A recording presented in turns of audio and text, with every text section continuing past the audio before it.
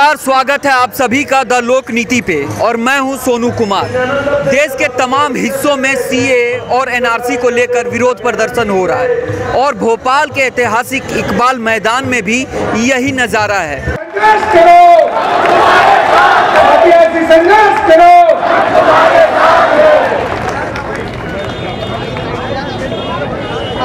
सबसे पहले तो भोपाल में पूरे आवाम को बहुत बहुत शुक्रिया इस तरीके से बेहतरीन स्वागत करने के लिए, और आप जिस तरीके से इस आंदोलन को आगे लेके जा रहे हो, मुझे बहुत गर्व महसूस होता है आज इस स्टेज से आप लोगों को देखते हुए। और पहली बात जो मैं आप लोगों को बताना चाहूँगी कि मैं आज यहाँ पे प्रेरणा देने नहीं, आपसे प्रेरणा लेने आई हूँ। और ये आग जो भोपाल में आप लोगों ने जलाई है, जो चिंगारी आपने भोपाल में जलाई है, उस चिंगारी को जेएनयू में वापस ले जाने आई हूँ। क्योंकि अगर आज हम जेएनयू में लड़ पाते हैं, कुछ सीख पाते हैं, वो इस देश की जो आवाम में जो लड़ते हैं उनसे सीख पाते हैं। जेएनयू में अगर हमने लॉन्ग मार्च की है तो वो लॉन्ग मार्च की आइडिया हमें देश के किसानों ने दी थी कि किस तरीके से शांतिपूर्वक तरीके से लॉन्ग मार्च किया जाता है और अपने हक के लिए लड़ा जाता है और इस मोदी शाह को झुकाया जाता है। और आज उन किसान से प्रेरित होकर आज जो जेएनयू के स्टूडेंट्स थे, जामिया मिलिया के स्टूडेंट्स थे, जो एमयू के स्टूडेंट्स थे, उन्होंने रास्तियों पे सड़कों पे उतार के दिखाया है कि लॉन्ग मार्च को हम करेंगे और मोदी शाह को हम झुकाएंगे। चाहे आप ऐसे लोग भेजो जो गुंडागर्दी करे, आप ऐसे दिल्ली पुलिस को भेजो जो गुंडागर्दी करे और आपका आवाज को दमन करे। तो आज कुछ चंद बातें मैं आप सबके सामने जरूर रखूंगी और उनमें से ये बात रखूंगी कि जैसे बहुत सारी वक्ता पहले भी बता चुकी है कि आज 30 जनवरी है और जब हम आज गांधी जी का शहादत दिवस मनाते हैं तो एक चीज एक और शख्स की नाम में यहाँ से लेना चाहती हूँ, मैं स्टूडेंट हूँ खुद, तो मैं रोहित वेमुला को नहीं भूल सकती जिसका जन्म तिथि आज है। क्योंकि आज अगर लड़ने की ताकत हमें मिलती है तो रोहित वेमुला जैसे शख्स हमें मिलती है और इसको बोलने में मैं एक बार के लिए भी कतराऊंगी नहीं। क्योंकि रोहित वेमुला को मारा गया था क्योंकि वो दलित था, रोहित वेमुला का जान लिया गया था क्योंकि वो दलित था। और क्यों एक दलित पढ़ना चाहता था इस हिंदुस्तान के अंदर, तो उसको गला घोट के मारा गया। तो इस चीज को हम किसी भी तरीके से एक स्टूडेंट होने के नाते आज नहीं भूल सकते हैं। रोहित वेमुला अंबेडकर के आइडियाज पे चलते थे। अंबेडकर हमें हमारा देश का संविधान देके गया है और आज जब हम इतिहास को पलट के देखते हैं, शायद ये बात बार बार आता होगा आपके सामने, शायद सुनने में बार बार लगता होगा कि बार बार इतिहास को क्यों दोहरा रहे हैं। आज अगर हम लोग इतिहास को दोहरा के उसमें और आज के समय में सिमिलैरिटीज को पहचान नहीं पाए तो हमारा शिक्षा कहीं ना कहीं अधूरा रह जाता है। क्योंकि सिर्फ हिटलर का नाम लेने से नहीं काफी है, समझना पड़ेगा कि हिटलर ने जर्मनी में क्या किया था और मोदी एग्जैक्टली इंडिया में क्या कर रहा है आज। अगर इस फर्क को हम आज ये सवाल को हम नहीं समझ पाएंगे तो कहीं ना कहीं हमारी शिक्षा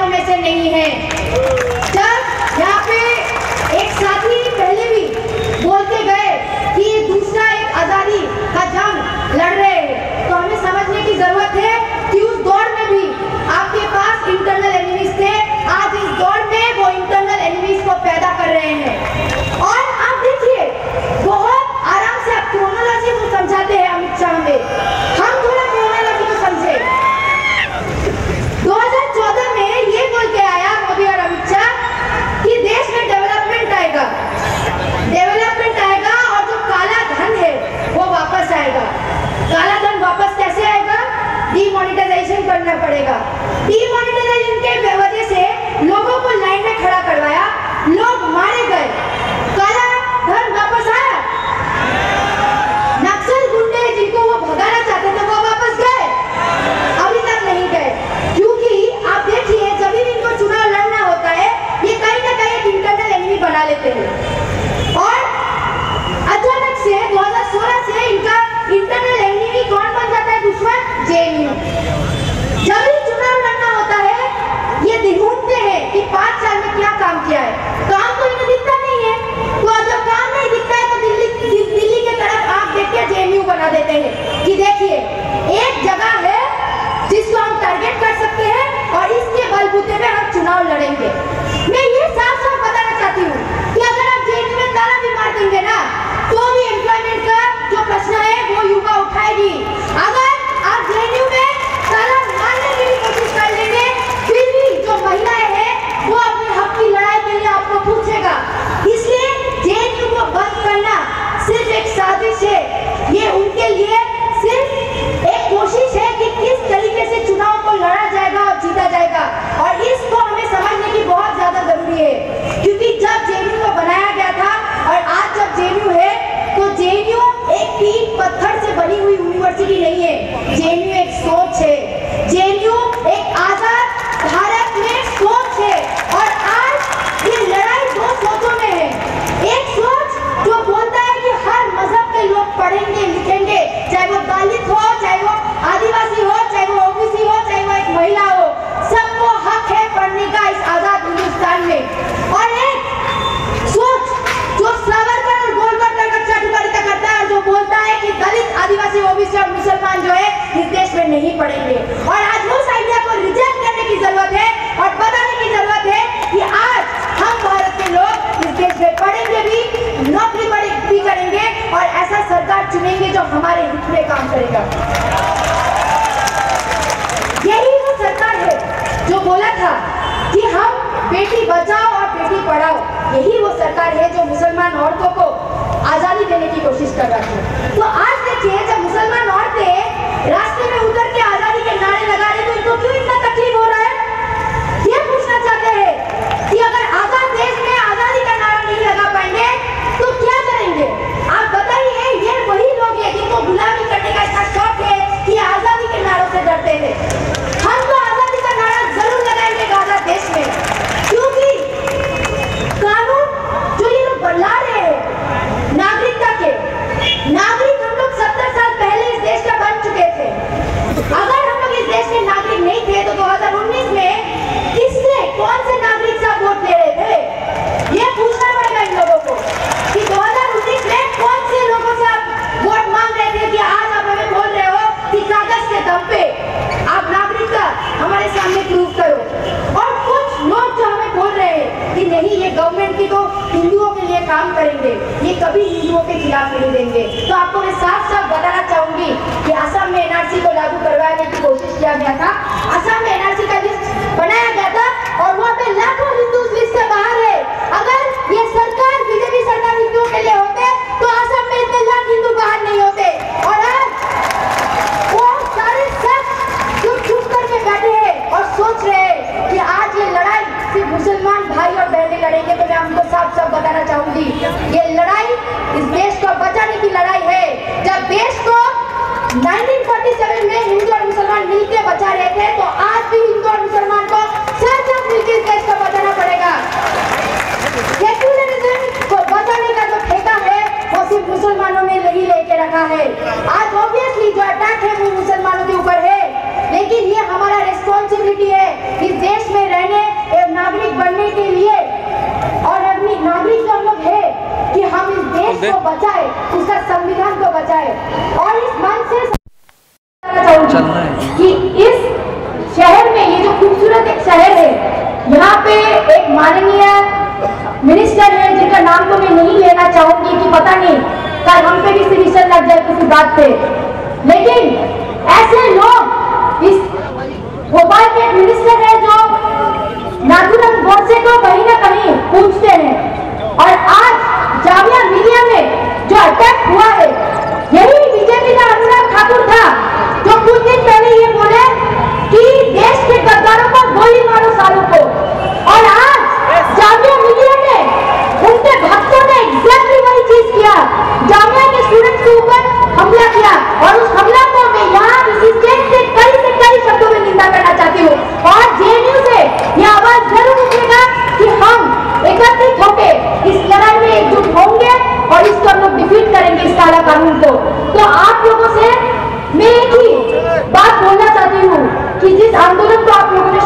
है।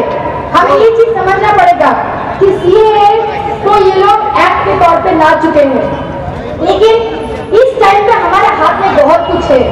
आने वाले टाइम में एनपीआर है, अगर हम लोग सक्सेसफुली एनपीआर को रोक देते हैं तो ये लोग की हिम्मत नहीं है कि अमित शाह बोलेगा फिर कि 1 इंच पीछे नहीं हटेंगे। जेएनयू स्टूडेंट्स ने भी बोला था कि 1 इंच पीछे नहीं हटेंगे, और हम हटे नहीं और हम जीते हैं। तो इसीलिए मैं बोलना चाहती हूँ कि अमित शाह को हम बता देते हैं कि आप अगर सोच लो कि 1 इंच आप पीछे नहीं हटोगे तो हम आपको हटाएंगे पीछे।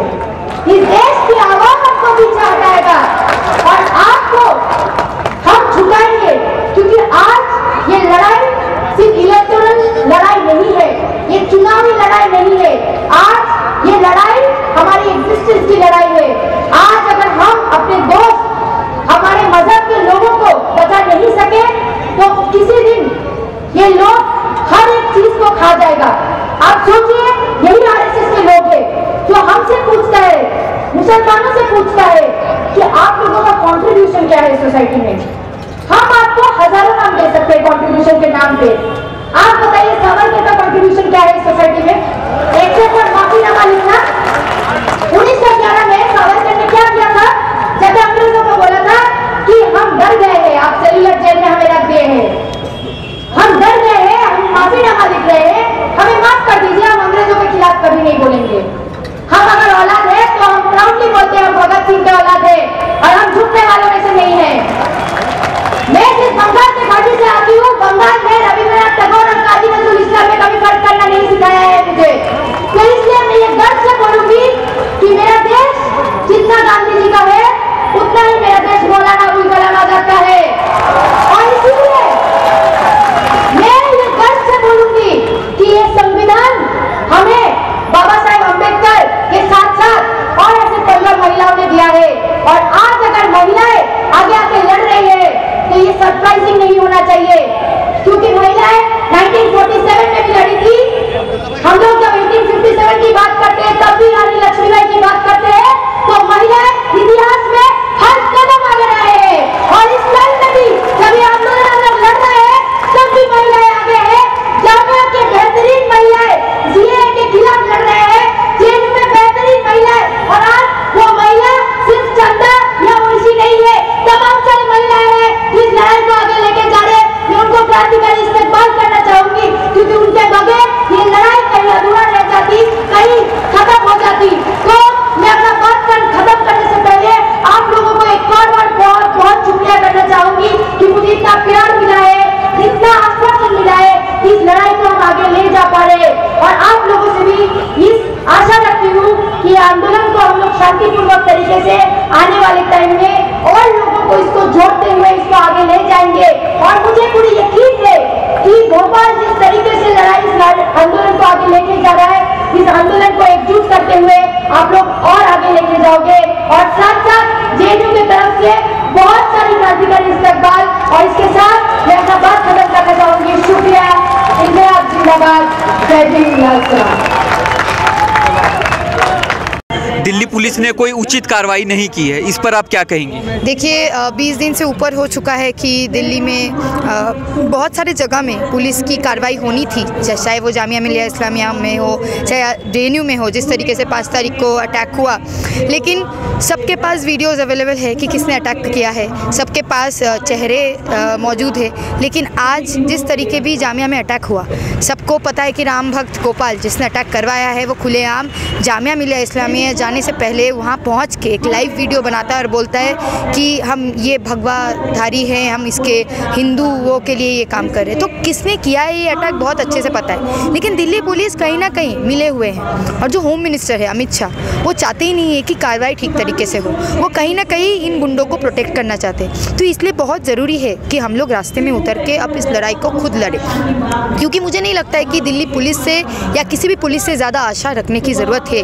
अगर हम आशा रखे थे, हमने सोचा था कि दिल्ली पुलिस जो है फ्री और फेयर इंक्वायरी करेंगे, लेकिन आप देखिए मेरे ऊपर जिस तरीके से अटैक होता है, लास्ट में मुझे ही सस्पेक्ट बना दिया जाता है। वो खुलेआम क्राइम ब्रांच प्रेस कॉन्फ्रेंस में जो मेरा नाम लेता है, आज मेरी सिक्योरिटी की बात हो गई है। हर 1-2 दिन में मुझे डेथ थ्रेट्स मिल रहे हैं, जिसमें दिल्ली पुलिस के पास कोई प्रूफ तक भी नहीं है वीडियो का कि मैंने कुछ भी किया है। और मैंने बार बार बोला है, एकदम खुलेआम मीडिया के सामने भी बोला है, मैंने कुछ गलत नहीं किया है। अगर एक भी वीडियो मेरे खिलाफ दिखा पाएंगे तो मैं भी देखती हूँ कि कैसे वो वीडियो देते हैं, बिकॉज मुझे पता है मैंने कुछ गलत नहीं किया है। बट जिस तरीके से वो लोग माहौल मीडिया ट्रायल्स कर रहे हैं, आप देखिए JNU के बारे में जो मीडिया ट्रायल्स हो रहा है, बाहर निकलना हमारे लिए मुश्किल हो जाता है। हम 23, 24, 25 साल की उम्र के हम लोग स्टूडेंट से हम अपना आवाज़ रख रहे हैं कि आज इस लोकतंत्र में खतरा है। हमारे मिनिस्टर्स हमारे तहत काम नहीं कर रहे हैं, हमारे लिए काम नहीं कर रहे, और आज ये बोलना आप एक देशद्रोह का पहचान हो जा रहा है। अगर हम बोल रहे हैं हमें नौकरी चाहिए तो हमें देशद्रोह बोला जा रहा है। अगर किसान बोल रहे हैं कि हमें नहीं मिल रहा है हमारा काम और हमारा पैसे नहीं मिल रहे तो वो देशद्रोह हो जा रहे हैं। आप देखिए, अगर पुलिस का एक बच्चा नहीं, कांस्टेबल जो है जो पढ़ नहीं पा रहा है, उसका शिक्षा के लिए अगर हम लोग लड़ रहे हैं तो बोल रहा है कि हम देशद्रोह है। तो आज ये देशद्रोह के नाम पे जो खिलवाड़ किया जा रहा है हमारे देश में, तो इसको पहचानने की, जानने की ज़रूरत है और इन लोगों को रिजेक्ट करने की बहुत ज़्यादा ज़रूरत है। अभी जो आप लोगों का जो मेन मुद्दा था वो था फीस वृद्धि को वापस लेना, है ना। उस मुद्दे के पर अभी कोर्ट ने आदेश भी दिया है। अब आप क्या आगे की क्या योजना है? ये जो आंदोलन आप लोगों का चल रहा है सरकार के खिलाफ या जो JNU प्रशासन के खिलाफ, आपको क्या लगता है JNU अब सपोर्ट की स्थिति में आया है या फिर अभी भी उनका वही रवैया? देखिए, मुझे लगता है 2016 से 19 में काफ़ी फ़र्क आया है, क्योंकि मैं इस चीज़ को 2019 में जो हम आंदोलन शुरू किए थे, 2019-20 तक जो पूरा आंदोलन गया 80-90 दिनों का, हमारा फीस वृद्धि के खिलाफ एक लड़ाई हो रही थी। जब सिर्फ JNU, जामिया, AMU से हमें सपोर्ट नहीं मिला था, हमें तमाम सारी यूनिवर्सिटीज़, जैसे जनरली सोचा जाता है कि IIT से कभी सपोर्ट नहीं मिलेगा, हर एक IIT हमारे सपोर्ट में आया था।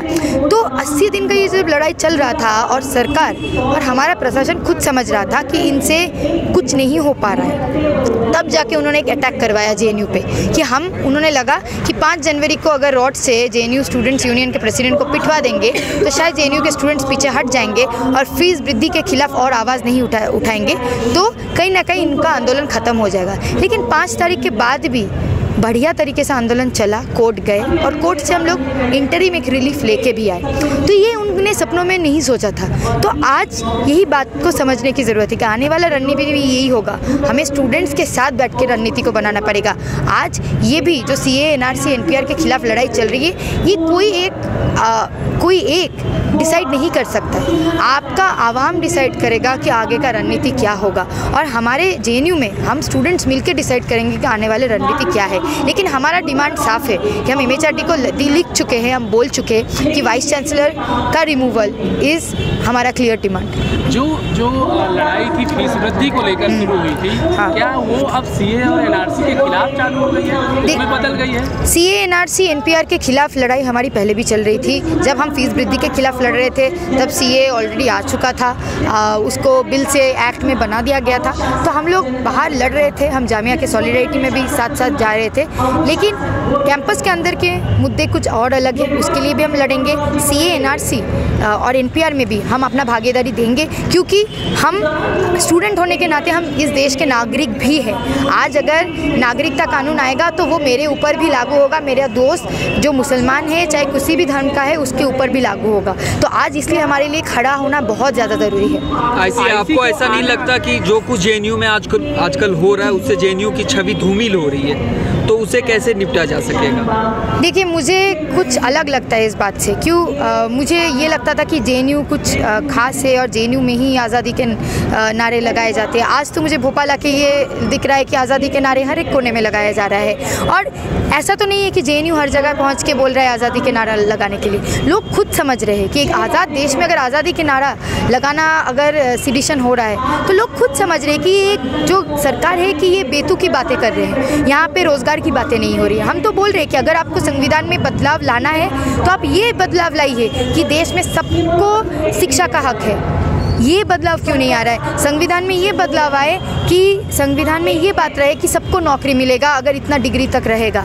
ये सारे बदलाव आना चाहिए, ना कि आप नागरिकता कानून ला रहे जो संविधान में बदलाव करेगा कि किसके धर्म के आधार पे आपको नागरिकता दी जाएगी। अगर हमें संविधान बदलना ही है तो सबके हक के लिए बात करते। हम और रिप्रेजेंटेशन की बात क्यों नहीं कर रहे महिलाओं के लिए? हम और दलित वंचित तबकों के जो लोग हैं उनके लिए रिप्रेजेंटेशन की बात क्यों नहीं कर रहे? हमें एक कॉन्स्टिट्यूशन, संविधान हमें मिला है जो बहुत सारी चीज़ें हमें बोलती है उसको अगर बेहतर करना है तो हमें बेहतर तरीके का सोच लाना होगा। सावरकर और गोलवलकर की सोच से हमारा संविधान नहीं बेहतर हो सकता, क्योंकि वो ऐसे लोग थे जो कभी संविधान को मानते नहीं थे। वो लोग थे मनुस्मृति को मानने वाले लोग, और मनुस्मृति को हम लोग रिजेक्ट काफ़ी पहले कर चुके हैं। तो इस बात को बहुत ज़्यादा समझने की ज़रूरत है। आने वाले सालों में हम आईसी को किस रूप में देखेंगे? देखिए, अभी तो बहुत ज़्यादा ज़रूरी है कि हम लोग यूनिवर्सिटी स्पेसेस में रह के यूनिवर्सिटी स्पेसेस से और आवाज़ उठा पाए, यूनिवर्सिटी स्पेसेस को और बेहतर कर पाए। क्योंकि बाबा साहेब अम्बेडकर बहुत अच्छे से बोलते थे कि अगर हमारे पास क्षमता है तो वो हमारी पढ़ाई लिखाई की वजह से, और उसको कहीं ना कहीं हम पीछे छोड़ देंगे तो कहीं ना कहीं वो एम्पावरमेंट हमें नहीं मिलेगा। और महिला होने के नाते तो मैं ये ज़रूर बताना चाहूँगी कि इस दूर पहुँचना, आज मैं जब एमफिल पीएचडी में दाखिलात हूँ तो इतना आसानी से किसी भी महिला को नहीं मिलता है। अगर आज ये अपॉर्चुनिटी मुझे मिला है तो मैं इसका पूरा उपयोग करना चाहूँगी यूनिवर्सिटी में रह के, और काफ़ी जितना अपना पूरा पढ़ाई लिखाई ख़त्म करके सोसाइटी में कंट्रीब्यूट करने की सबसे ज़्यादा कोशिश करूँगी। क्या 2024 में आईसी कहीं किसी पार्टी से पर्चा भरेंगी क्या?